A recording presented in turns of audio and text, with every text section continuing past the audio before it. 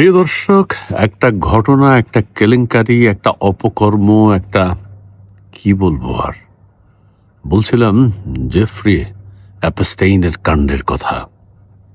সবচেয়ে অবাক বিষয় হচ্ছে এই পৃথিবীতে যারা নেতৃত্ব দিচ্ছেন, যারা বিশ্ব মডল, অতীতে যারা দিয়েছেন, এখন যারা দিচ্ছেন, আগামীতেও যারা দিবেন, তারা এই অপকর্মের সাথে জড়িত।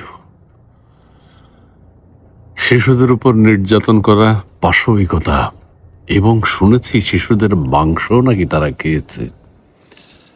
বিশ্বের বাঘা বাঘা রাজনৈতিক নেতা, ব্যবসায়ী, দেশের প্রেসিডেন্ট, প্রধানমন্ত্রী, তারাই অপকর্মটি করেছেন, এই কেলেঙ্কারিটি করেছেন। এই কেলেঙ্কারি তারা হোতা, এটা কোনোভাবে মেনে নেওয়া যায় না। শিশুদের উপর বর্বরচিত যে আক্রমণ চালানো হয়েছে, এটি পৃথিবীতে বিরল। বিশ্বের সম্মিলিতভাবে শিশুদের উপর যে অপকর্মটি চালানো হয়েছে, যে মানবাধিকার লঙ্ঘন করা হয়েছে, এটি পৃথিবীতে না জানলে আমরা বঞ্চিত থেকে যেতাম।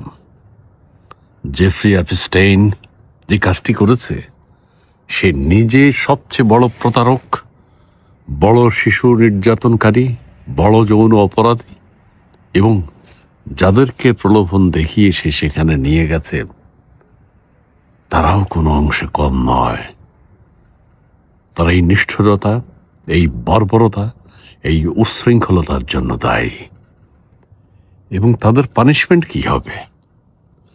যার যার দেশের নাগরিকরা তাদেরকে সেইভাবে পানিশ করবেন, এটার একটা দৃষ্টান্তমূলক সাজা হওয়া দরকার। দৃষ্টান্ত। জেফ্রি অ্যাপস্টেইনকে কারাগারে সন্দেহ করা হচ্ছে যে মেরে ফেলা হয়েছে 2019 সালে। কারণ এত বড় বড় রাঘববোয়ালরা জড়িত, সে বেঁচে থাকতে পারে না। সে যদি বেঁচে থাকতো, তাহলে তার কেলেঙ্কারি আরও অনেক বেরোতো, এবং এই কেলেঙ্কারির সাথে যারা জড়িত, তাদের নামগুলো, তাদের চেহারাগুলো আমরা দেখতে পেতাম। কিন্তু আমরা সেখান থেকে বঞ্চিত হয়েছি, আরও দেখা থেকে।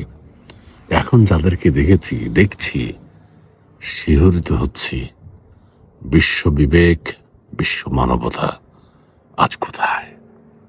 যারা মানবতার কথা বলে, আমাদেরকে মানবতার লেসন দেয়, তারাই অমানবিক, অমানুষ, নিষ্ঠুর, বর্বর, শিশু হত্যাকারী, এবং মানুষের মাংস খেয়েছে, মানুষের মাংস খায়। এটা ভাবা যায় না। কিন্তু এখন ভাবতে হচ্ছে যে এই কাণ্ডটি ঘটেছে, পৃথিবীতে ঘটেছে, এবং সভ্য দেশ বলে যারা দাবিদার, তারাই কাণ্ডটি করেছে। এর উপযুক্ত বিচার এই বিশ্বের মাটিতেই হবে। এই বিশ্বকে কলুষ মুক্ত করতে হবে। এই বিশ্বকে মানুষের বাস উপযোগী করতে হবে। ধন্যবাদ।